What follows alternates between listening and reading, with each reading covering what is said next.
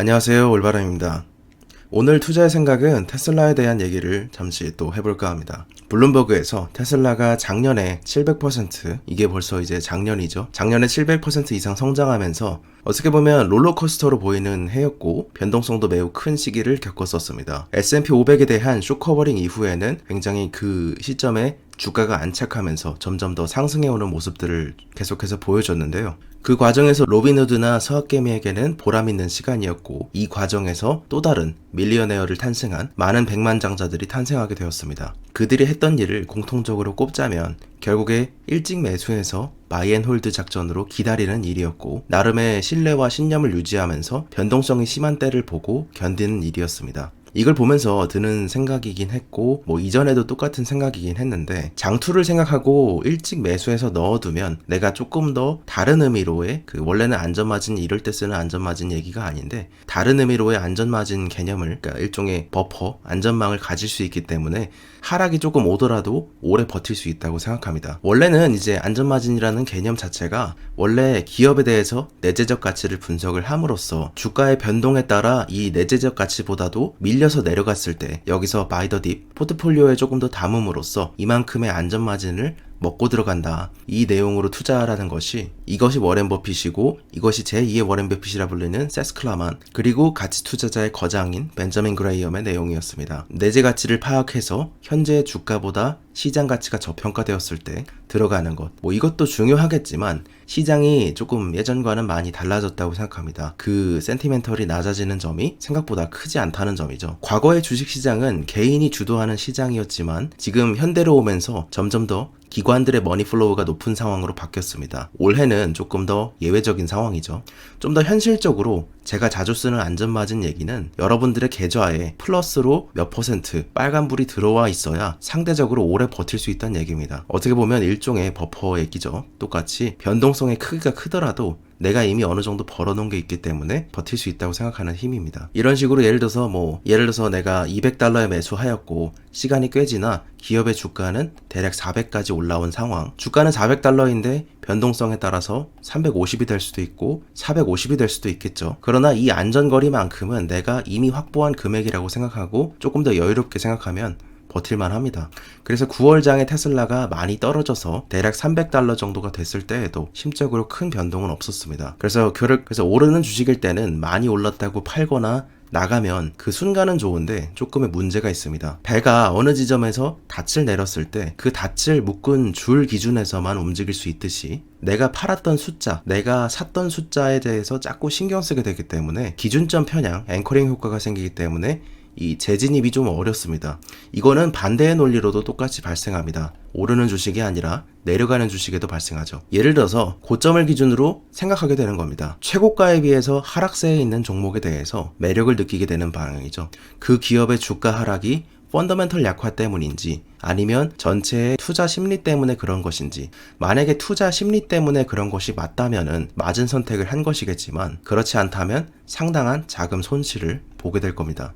블룸버그는 최근에 백만장자가 된 테슬라 투자자들 몇 명과 인터뷰를 했습니다. 그 중에 한 명은 유명한 분인데 이분의 인터뷰만 하나를 좀 따와봤습니다. 2017년 6월 이 브랜든 스미스 씨는 테슬라 주식에 $10,000,000를 투자했습니다. 행운이 따랐기도 했던 거는 그의 처음 투자가 테슬라였습니다. 그리고 미디어 프로듀서인 스미스 씨는 월급을 받을 때마다 나머지 주식들을 추가로 매수를 해서 궁극적으로는 테슬라에 $90,000,000를 투자하게 되었습니다. 그가 얘기했던 건 어떻게 보면 그가 얘기했던 것도 생각보다 간단했습니다. 옵션 투자 같은 것에 대해서도 몰랐지만 32세인 스미스 씨는 2019년 횡보하는 그 시간을 그대로 이때까지를 견디면서 바이 앤 홀드 원칙을 지켰습니다. 구매하고 보유한 것이죠. 단 한 주도 팔지 않았다고 전해집니다. 그 결과 2017년, 2018년, 2019년까지의 횡보기를 모두 지났고 2020년에 들어서 그의 자산은 100만장자가 되었고 이제는 테슬라 네어 대열에 합류하게 되었습니다. 내가 가지고 있는 주식이 $10,000,000가 되기 위해서, 그리고 특히 그것이 테슬라일 때 각각의 시점마다 얼마가 필요했는지를 알려주는 지표를 여기다가 가져왔죠. 그래서 초기 투자자일수록 당연히 더 적은 금액으로도 $10,000,000를 이룰 수 있었습니다. 2010년 처음 IPO 했을 때는 $5,800,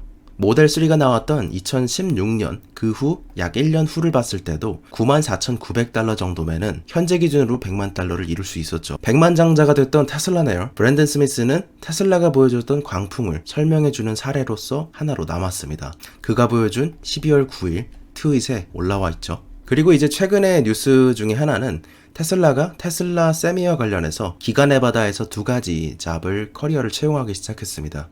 아주 긍정적인 뉴스라고 생각합니다. 테슬라 세마이 트럭이 대량 생산이 안 될 뿐이지 결국에 시장에 가져다줄 파급 효과는 실제로 엄청나다고 생각합니다.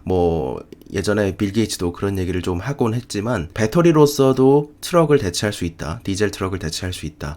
그것을 가능하냐 불가능하냐를 보여주는 하나의 예시이고, 이것에 대해서 또다시 한번 테슬라는 전기차의 브랜드 파워를 얻게 되는, 한 번 더 끌어올릴 수 있게 되는 효과를 가진다고 생각합니다. 그리고 그에 더해서 슈퍼차들을 넘어선 메가차저 네트워크의 기술력도 한 번 더 세상에 알려지겠죠. 네바다에서 이렇게 4대의 세마이 트럭을 생산하고 있다는 점에 대해서 기대를 받고 있고, 이거를 예전에 알려드린 바 있었죠. 이번에 뽑는 2가지 커리어는, 한 가지는 프로세스 엔지니어고 한 가지는 프로세스 테크니션 세마입니다. 2가지 커리어 중에 프로세스 엔지니어, 테슬라의 제조 프로세스 내에서 생산 방법론을 구현하고 개발하고 최적화하는 일을 한다고 합니다. 테슬라의 세미 생산 과정을 최적화시키는 일이죠. 그리고 프로세스 엔지니어링 기술자는 수율 개선 작업이나 신규 장비를 어떤 것으로 갖춰야 하는지, 재료에 대해서 어떤 문제들이 있는지, 이런 제조 공정들을 디자인하는 것을 함께 하게 됩니다. 그래서 2가지 직책으로 봤을 때 이전보다 훨씬 더 적극적으로 방법을 찾고 있다는 점, 그리고 이전에 네바다 공장에서 4대의 새로운 세마이 트럭을 만들고 있다는 정보와 함께 지금 그것이 조금 더 구체화된 각종 증거로 나타나고 있다는 점을 꼽을 수 있겠죠. 그리고 이번에 테슬라 쪽에서 모델 S부터 3, X, Y 이 섹시 시리즈를 전체의 스펙을 한 번에 보고 비교할 수 있는 비교 카드를 소개를 했습니다. 가격이나 레인지나 좌석수나 화물 캐파시티, 그리고 구동 방법이나 가속, 최고 속도 등을 포함해서 이런 몇 가지 기준점을 놓고 비교를 빠르게 해볼 수 있게 된 거죠. 모델 S 같은 경우에는 모델 S만 따로 보게 되더라도 모델 S의 롱레인지 플러스, 퍼포먼스 버전, 플라이드 버전 등과 비교를 해볼 수 있게 되었습니다. 그리고 이것뿐만이 아니라 굉장히 다양하게 비교를 해볼 수 있겠죠. 이런 식으로 모델 3 같은 경우도 스탠다드 레인지 플러스, 롱레인지 플러스, 퍼포먼스, 그리고 모델 3 쪽으로 오게 되고 모델 Y 쪽으로 오게 되면 모델 3와 모델 Y의 스펙을 비교해 볼 수도 있습니다. 기업 분석 외에는 몇 가지 개인적으로 전문가의 영역으로 남기는 것들이 좀 있습니다. 이것만 따로 파시는 분들이 많기 때문이죠. 그에 대해서 이 딜리버리 영역도 트로이 테슬라이크의 자료를 많이 받아서 사용을 하고 있는데, 이 트로이 테슬라이크가 발표하는 딜리버리 추정치가 이번 연말에 나오게 되었습니다. 마지막인 12월 31일 날 업데이트한 딜리버리 추정치죠. 미국에서 7만 대 정도를 배송할 것으로 예상되고, 이거는 그 프로덕션이 아니라 딜리버리죠. 그러니까 생산이 아니라 배달이기 때문에 미국에서 7만 3천 대 정도를 판매하고, 캐나다에서 7천 대 정도, 유럽에서 3만 4천 대, 중국에서는 6만 1천 대, 나머지 에이펙 지역에 7,500대 정도를 딜리버리 하여서 그 결과 4분기에 약 18만 3,712대를 추가하게 됨에 따라 모델 S와 Y급에서는 2만 대 정도를 생산하고, 모델 S는 12만 8천 대를 딜리버리, 모델 Y는 3만 4천 대를 딜리버리 함으로써 전체로 합쳐서 봤을 때는 18만 3천 대. 그래서 2020년을 딱 잘라놓고 봤을 때는 프리모트 공장의 생산이 매우 돋보이는 상황이죠. 그래서 결과적으로는 어쨌든 이렇게 2개를 합쳐서 50만 2천 대 정도를 기록하지 않겠냐. 이것이 트로이 테슬라이크의 추정치였습니다. 오늘 테슬라에 대한 투자의 생각은 100만 장자를 양성한 테슬라, 그래서 테슬라 네오라고 부르죠. 그리고 기가 네바다의 테슬라 세마이 트럭, 그리고 50만 대 뉴스를 통해서 정리합니다. 감사합니다. 올바른이었습니다.